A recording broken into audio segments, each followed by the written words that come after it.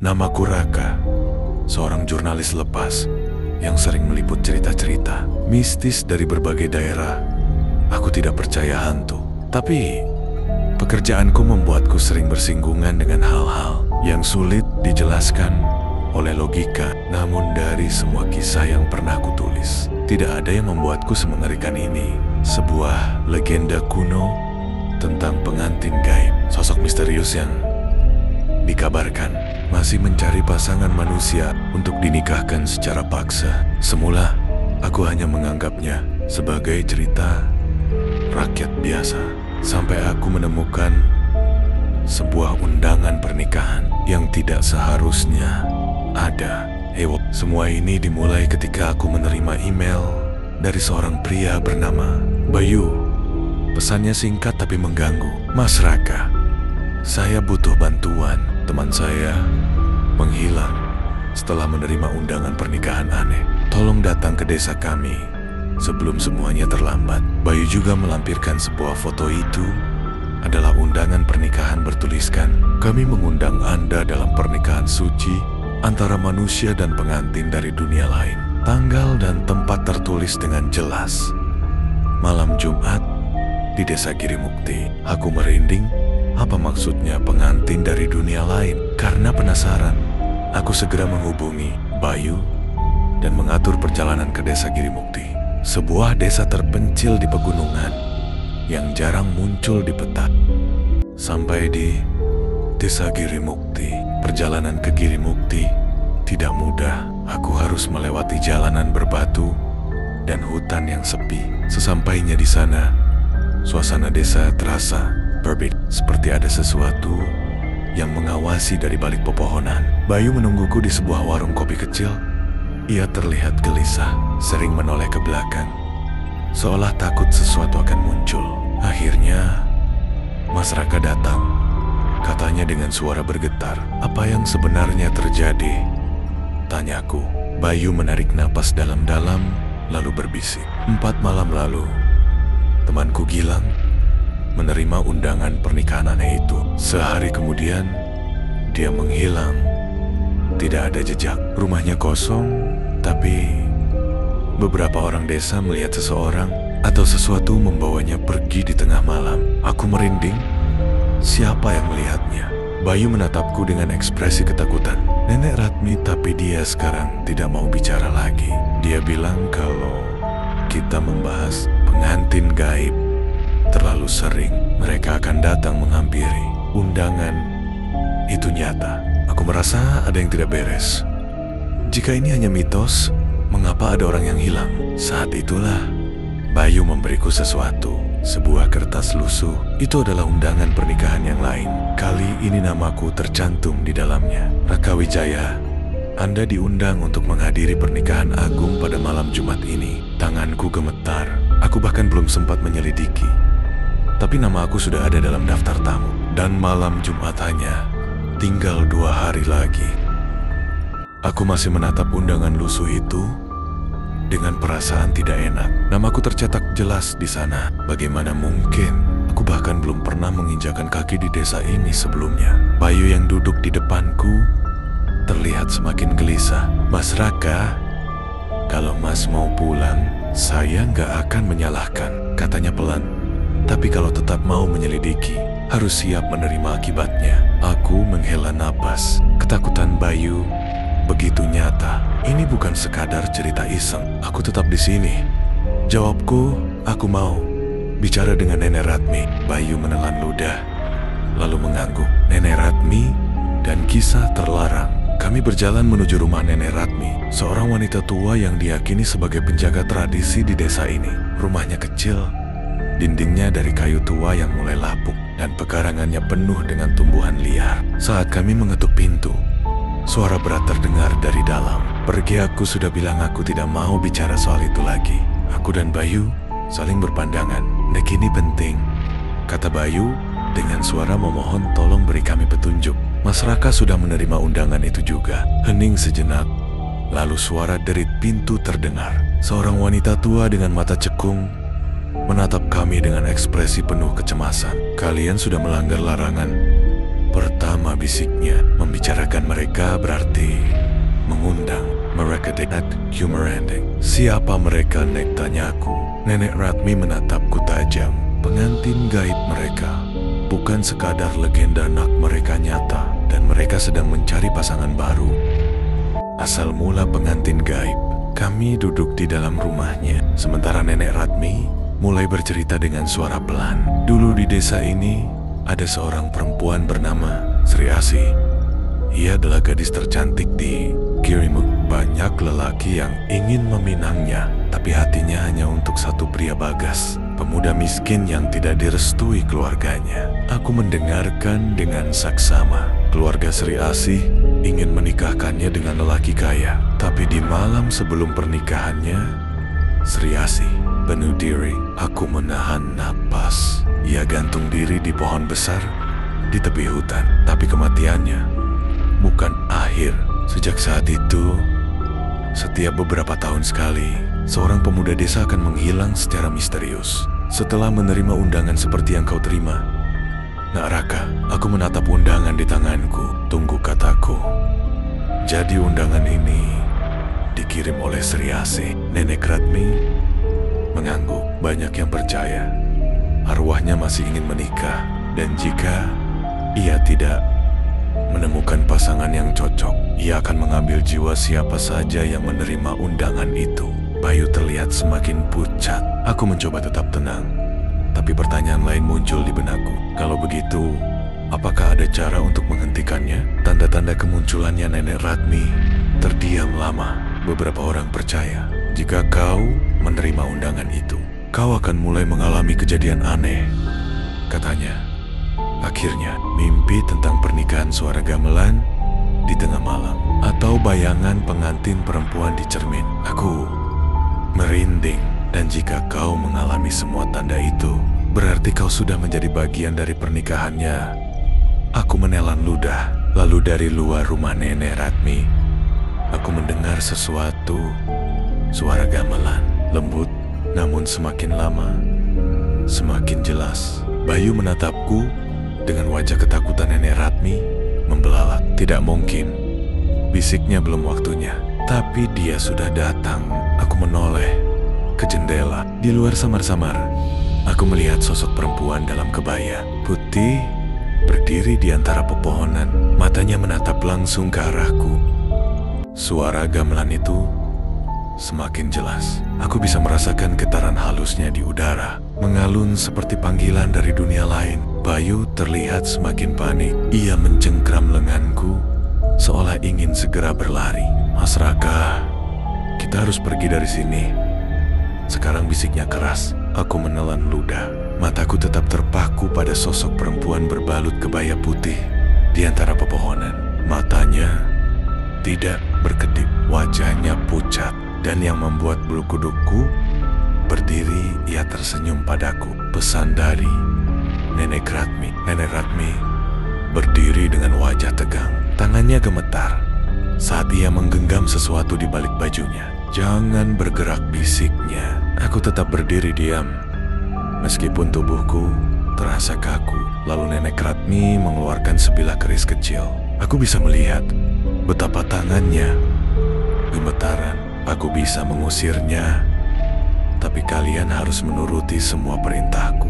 Kami berdua mengangguk cepat. Nenek Ratmi mulai merapal doa dalam bahasa Jawa kuno.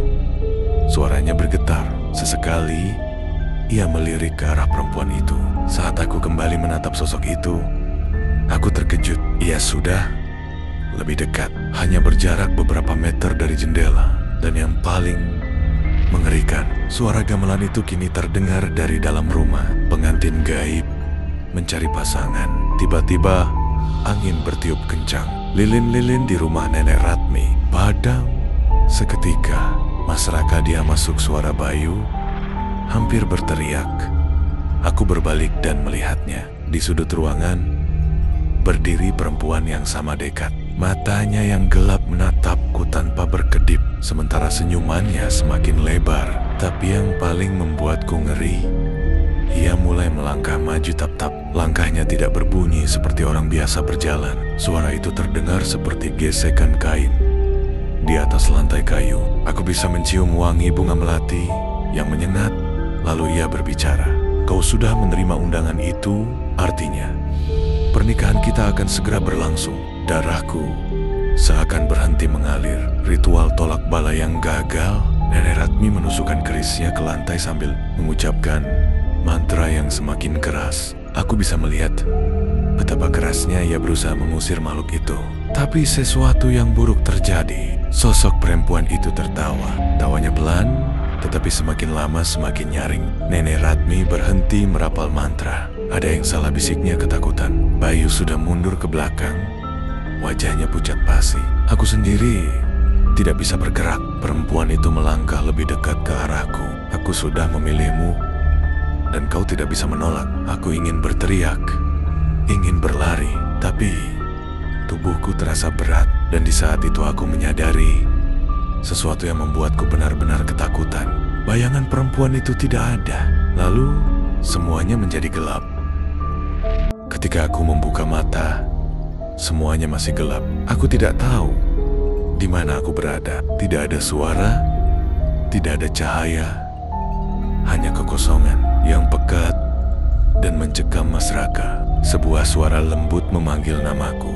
Bulu kudukku meremang. Itu suara perempuan. Perlahan, mataku mulai bisa melihat. Aku berada di sebuah ruangan dengan dinding kayu tua. Lilin-lilin redup menerangi sekeliling, dan aroma melati memenuhi udara. Dan di sana di depanku perempuan itu berdiri. Ia mengenakan kebaya putih bersulam emas. Rambutnya disanggul dengan hiasan melati, dan matanya yang kosong menatap langsung ke dalam jiwaku. Di belakangnya ada sebuah pelaminan tua. Ini seperti sebuah pernikahan, dan aku adalah mempelainya. Bayu, aku tersentak dan mundur beberapa langkah. Bayu, Nenek Ratmi, seruku panik. Aku menoleh ke sekeliling, berharap melihat mereka, tapi ruangan ini terlalu asing. Seakan aku telah berpindah ke dimensi lain. Mas Raka, suara perempuan itu kembali terdengar. Aku menelan ludah. "Apa yang kau inginkan dariku?" tanyaku dengan suara bergetar. Ia tersenyum tipis, senyum yang tidak seharusnya ada di wajah manusia. "Kau sudah menerima undangan itu sekarang. Kau milikku." Aku ingin berteriak, ingin berlari, tetapi tubuhku terasa berat. Kaki-kakiku seolah terpaku di lantai. Lalu tiba dari balik tirai kain di belakang pelaminan. Aku melihat sesuatu yang membuat jantungku berhenti berdetak. Bayu, ia berdiri di sana, tetapi wajahnya kosong. Matanya hitam sepenuhnya, dan bibirnya bergerak tanpa suara. Seolah ia sedang membisikkan sesuatu yang tidak bisa kudengar. Aku merasakan kengerian merayapi tubuhku. Tanda kutukan.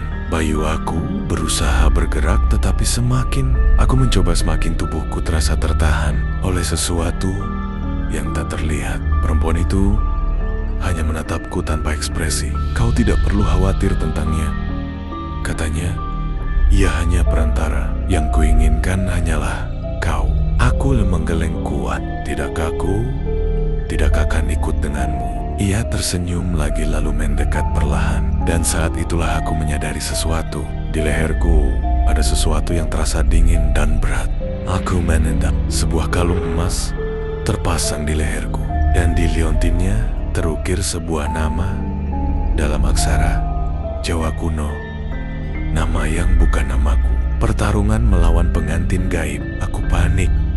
Aku berusaha melepaskan kalung itu, tetapi semakin aku menariknya, semakin erat. Ia menjerat leherku. Perempuan itu tertawa pelan. "Kau sudah terikat, Mas Raka. Tak ada jalan keluar." Aku berusaha berpikir cepat. Aku harus menemukan cara untuk keluar dari sini. Tiba-tiba aku mendengar suara lain lawan di Raka. Aku menoleh Nenek Ratmi. Ia berdiri di ambang pintu, wajahnya penuh ketegangan. "Dia mengikatmu dengan perjanjian kuno, tapi kau masih bisa melawan." Aku menatap kalung di leherku. Perjanjian. Lalu semuanya menjadi jelas. Ini bukan sekadar hantu biasa. Ini adalah kutukan. Dan jika aku tidak bisa melepaskan diriku dari kutukan ini, aku akan benar-benar menjadi pengantin gaib selamanya. Aku masih merasakan dinginnya kalung emas di leherku. Aku mencoba menariknya lagi, tetapi semakin aku berusaha, semakin ketat ia menjerat. Nafasku tersengal, seolah ada sesuatu yang ingin menenggelamkanku ke dalam kegelapan. Raka, jangan biarkan dia menguasaimu. Suara Nenek Ratmi menggema, tetapi tubuhku terasa lemah. Di hadapanku, perempuan berkebaya putih itu hanya tersenyum. Matanya berbinar dengan sesuatu yang menyerupai kegembiraan yang salah. Kau telah menerimaku, Mas Raka. Perjanjian ini sudah selesai. Sebuah kutukan kuno. Aku tidak mengerti bagaimana mungkin aku telah menerima perjanjian ini. Aku tidak pernah setuju menikahi arwah. Tapi kalung ini, bukan sekadar perhiasan. Ini adalah tanda kepemilikan. Sebuah benda yang mengikat jiwa manusia dengan kekuatan tak kasat mata. Kalung ini adalah bukti bahwa aku telah menjadi milik sang pengantin gaib. Rahasia dalam aksara kuno. Nenek Ratmi berjalan mendekat, wajahnya tegang. Aku mengenali aksara itu, katanya. Itu bukan nama seseorang, tapi sumpah. Sumpah? Tanyaku, suaraku bergetar. Ya, jawabnya. Dan satu-satunya cara untuk memutus sumpah adalah dengan menemukan asal-usulnya. Aku menelan ludah. Apa maksudnya Nenek Ratmi? Menarik napas panjang.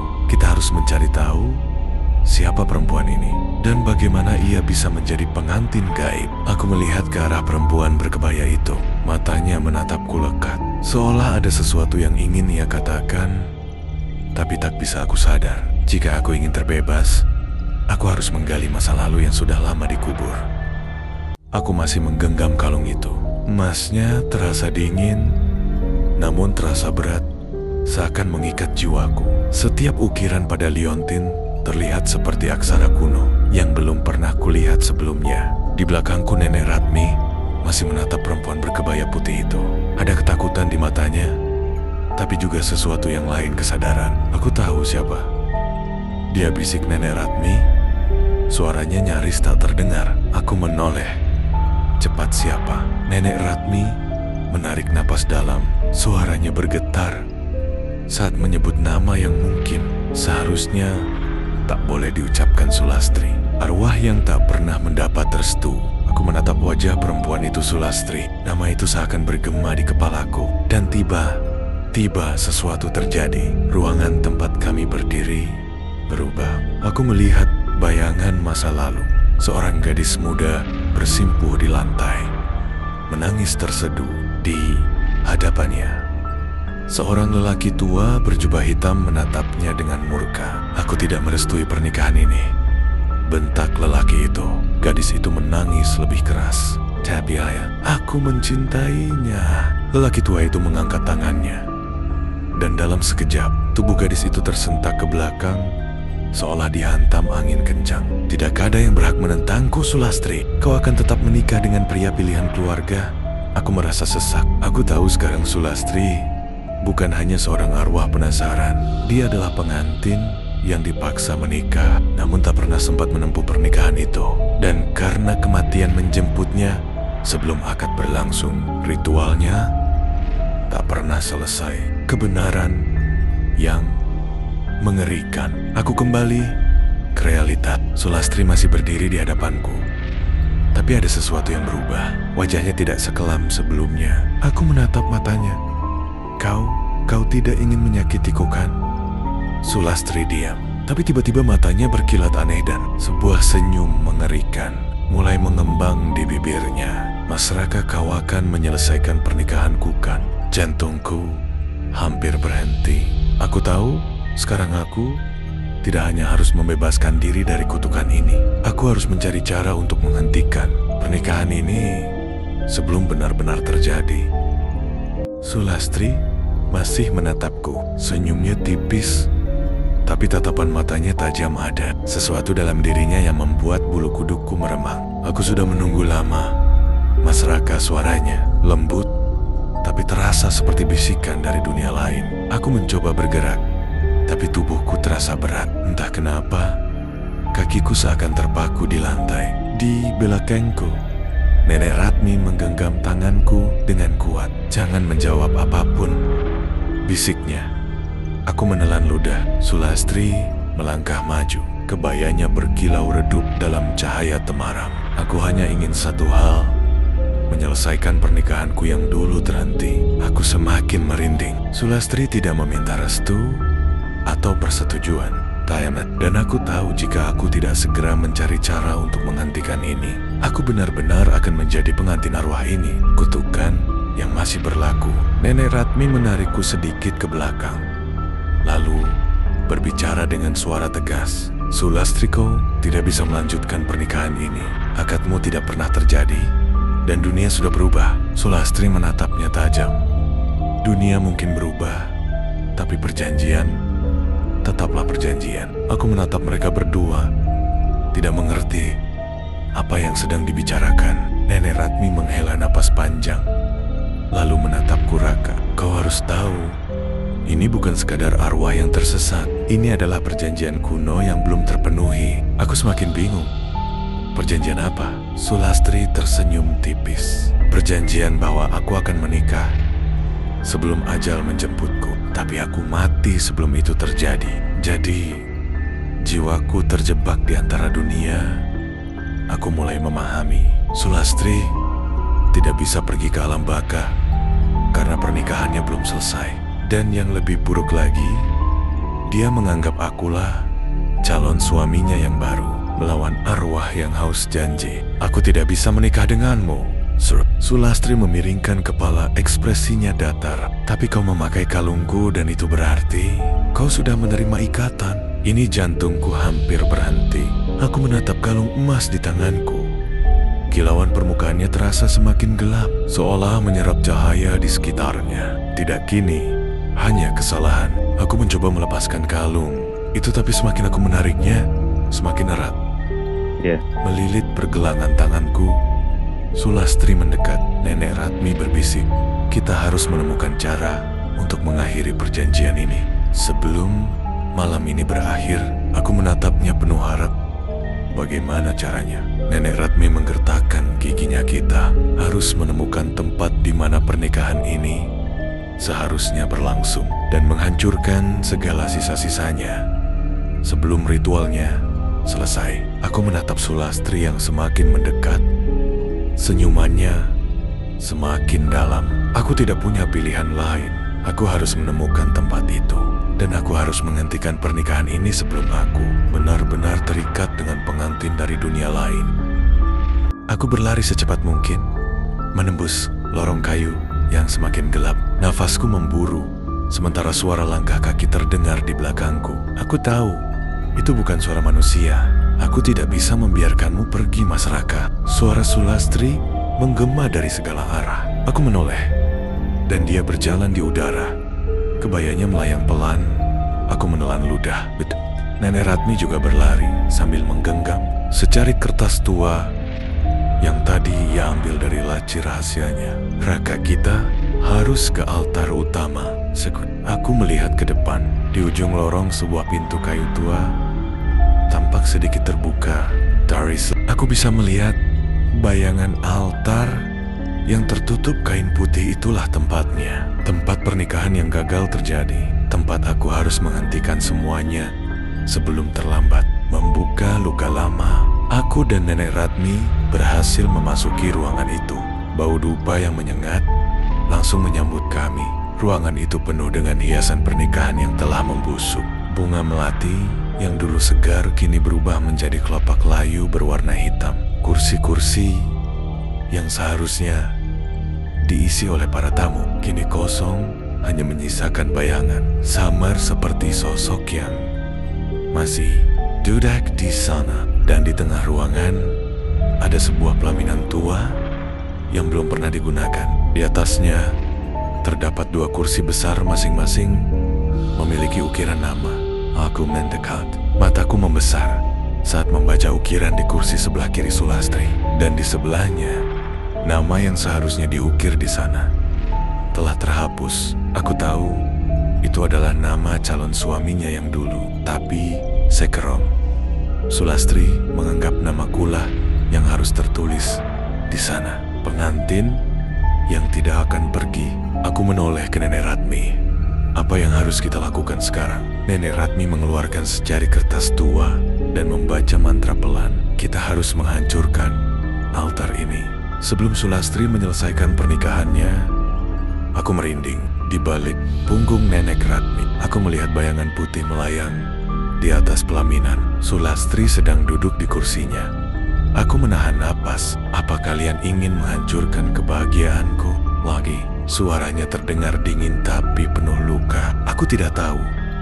Apakah aku harus merasa takut atau justru merasa kasihan? Tapi aku tahu satu hal. Jika aku tidak menghentikan ini, sekarang aku akan terjebak selamanya dalam pernikahan yang tidak pernah aku inginkan. Aku berdiri terpaku di depan altar itu. Sulastri masih duduk di kursinya. Tatapannya kosong, seolah dia sudah tahu bagaimana semua ini akan berakhir. Di sampingku, Nenek Ratmi berbisik pelan. Raka, kita harus segera menghancurkan altar ini sebelum sumpah pernikahan selesai. Aku menelan ludah. Di tenggang kalung emas yang tadi aku ambil dari kotak tua mulai terasa semakin panas. Seakan benda ini memaksa untuk tetap ada bersamaku. Aku mencoba menariknya, tapi kalung itu tidak mau lepas dari leherku. Rantai takdir yang mengikat. Sulastri berdiri perlahan dari kursinya. Gaun kebayanya yang putih bersih berkibar. Pelan, meski tidak ada angin di ruangan ini. Dia menatapku dengan senyum tipis. Mas Raka, kenapa masih mencoba melawan? Aku mundur selangkah. Aku bukan orang yang seharusnya ada di sini. Bukan aku yang kau tunggu. Sulastri tersenyum semakin lebar. Tapi kau sudah memakai kalung ini. Itu tandanya kau adalah suamiku sekarang. Jantungku berdetak semakin cepat. Aku menoleh ke Nenek Ratmi, berharap dia punya cara untuk melepaskanku dari situasi ini. Tapi wajahnya justru semakin pucat. Ini buruk, gumamnya. Kalang itu adalah janji yang tidak bisa dibatalkan. Menghancurkan ritual pernikahan gaib. Aku mulai panik. Kalung ini bukan hanya sekadar perhiasan. Ini adalah ikat janji. Jika aku tidak bisa melepaskannya sebelum sumpah pernikahan selesai, aku akan menjadi bagian dari dunia Sulastri selamanya. Nenek Ratmi dengan cepat merobek beberapa helai kertas mantra dari bukunya dan mulai membacakan doa. Udara di sekeliling kami semakin dingin. Bayangan-bayangan di kursi kosong mulai bergerak. Seakan ada makhluk tak kasat mata yang mengawasi jalannya pernikahan ini. Aku merasakan sesuatu menyentuh bahuku. Saat aku menoleh, tangan Sulastri ada di sana. Dia kini berdiri tepat di depanku. Begitu dekat hingga aku bisa melihat jelas wajahnya. Matanya yang semula kosong perlahan berubah menjadi hitam legam. Mas Raka, jangan takut. Setelah ini, kita akan selalu bersama. Aku berusaha mundur, tapi kalung di leherku semakin terasa mencekik. Dari belokong, suara Nenek Ratmi semakin keras, mencoba membatalkan ritual ini.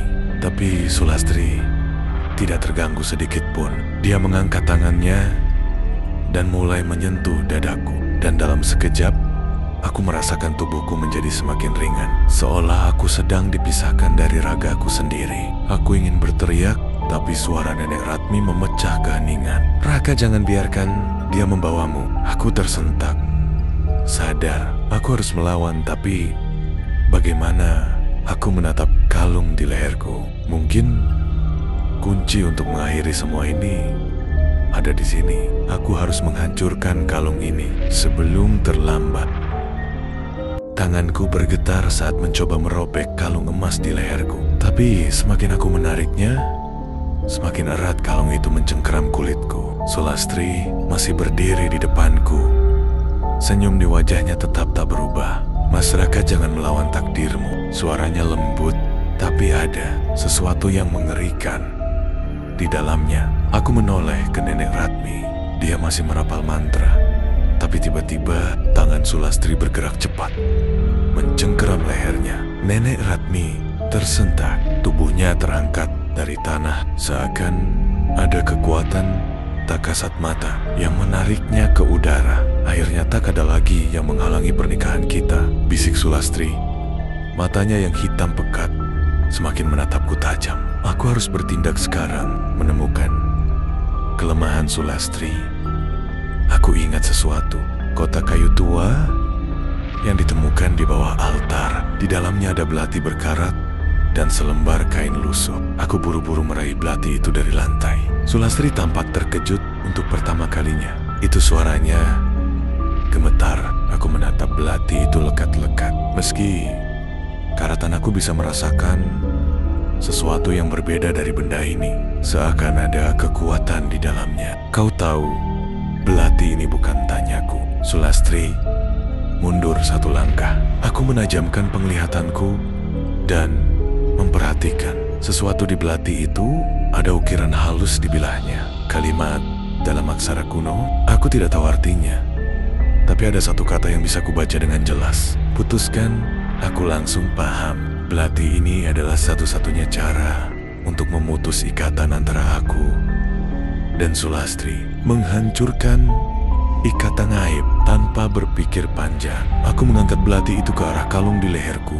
Dan SRRAK, aku menebas rantai emas itu dengan sekuat tenaga. Suara melengking tajam terdengar di udara, seperti jeritan makhluk yang kesakitan. Kalung itu akhirnya terputus. Dan sebelum aku sempat bereaksi, tubuh Sulastri mulai retak. Kulitnya pecah seperti kaca.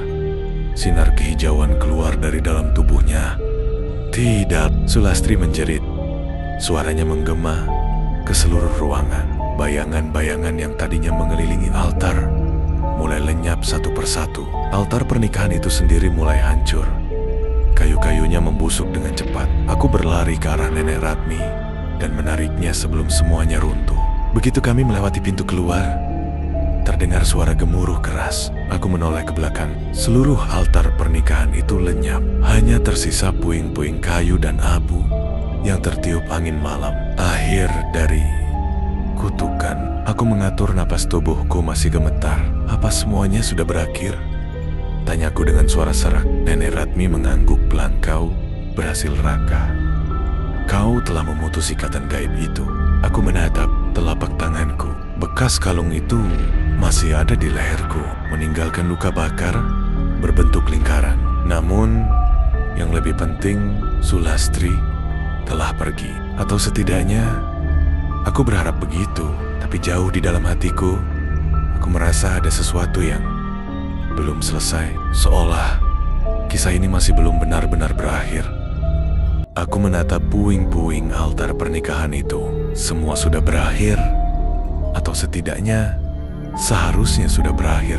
Tapi entah kenapa, hatiku masih diliputi kegelisahan. Angin malam berembus kencang, membawa aroma bunga melati yang samar-samar menusuk hidungku.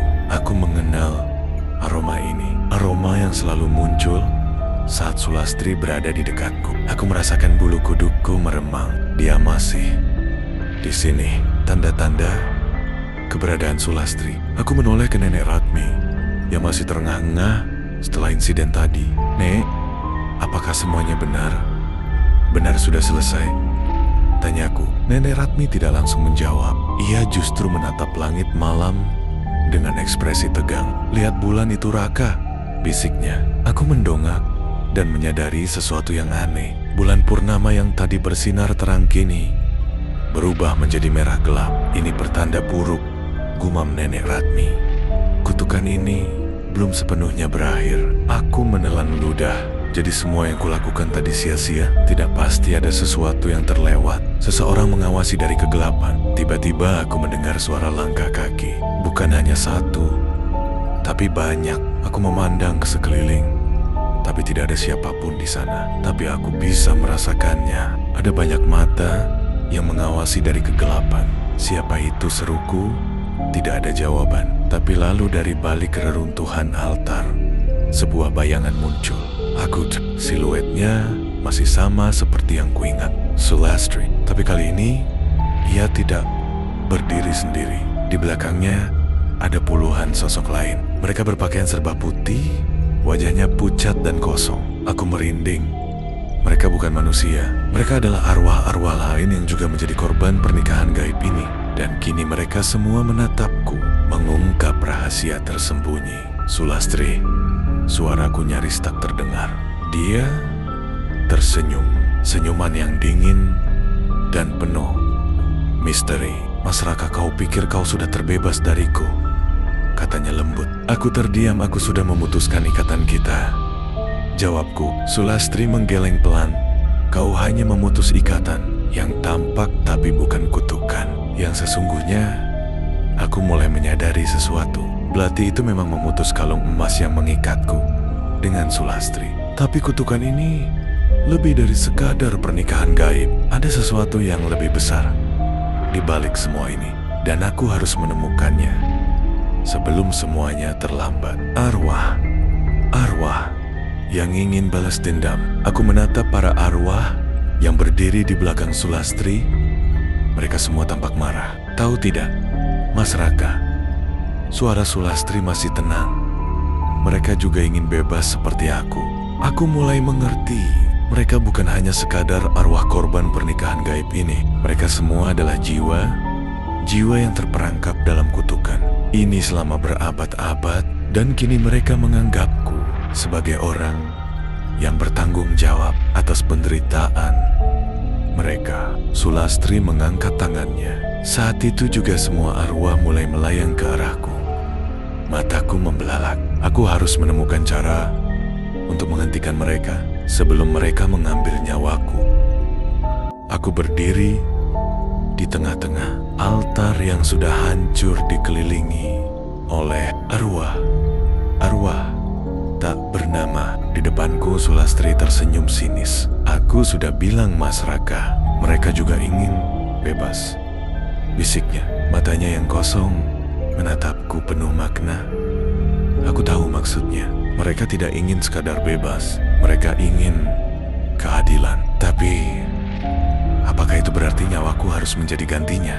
Rahasia yang belum terungkap. Nenek Ratmi mencengkram tanganku erat. Raka, dengarkan baik-baik. Suaranya gemetar. Kutukan ini berasal dari janji yang belum ditepati. Aku menoleh cepat.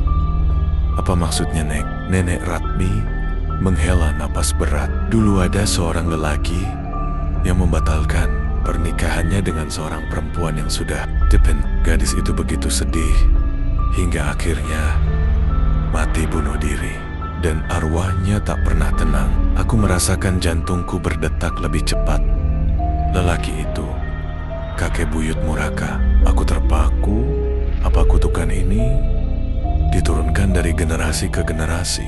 Jika tidak ada satupun keturunan yang menyelesaikan pernikahan ini, maka arwah Sulastri akan terus mencari pengantin baru. Mataku beralih ke arah Sulastri. Wajahnya tetap dingin. Tidak ada yang bisa mengubah takdir. Mas Raka katanya lirih. Kecuali jika kau bersedia menggantikannya. Aku harus memilih dua pilihan satu. Takdir, Mas Raka, bisik Sulastri. Ia mengulurkan tangannya ke arahku. Kau bisa mengakhirinya jika kau bersedia menjadi milikku. Aku menelan ludah bersama dengan Sulastri selamanya, atau membiarkan kutukan ini terus berlanjut.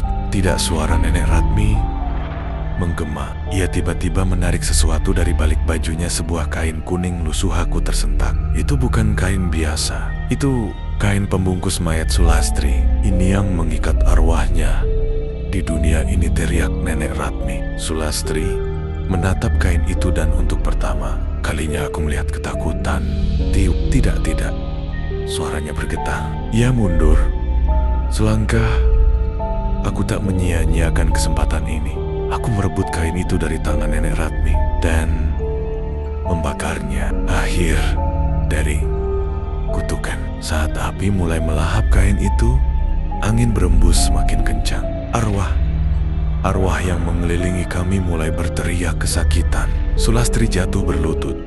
Wajahnya mulai pudar. Tidak, jangan lakukan ini. Suaranya melemah. Aku hanya bisa menatapnya. Aku hanya ingin kebahagiaan. Bisiknya pelan. Matanya menatapku untuk terakhir kalinya. Lalu Ia menghilang. Begitu juga dengan semua arwah lain di sekelilingku. Malam kembali sunyi dan aku tahu semuanya sudah berakhir. Seminggu setelah kejadian itu aku kembali ke kota. Segala sesuatu terasa berbeda. Namun di dalam hati, aku tahu aku tidak akan pernah melupakan malam itu, dan yang lebih penting, aku masih bisa mencium aroma melati itu di sekelilingku. Apakah Sulastri benar-benar pergi atau ia masih mengawasiku dari suatu tempat?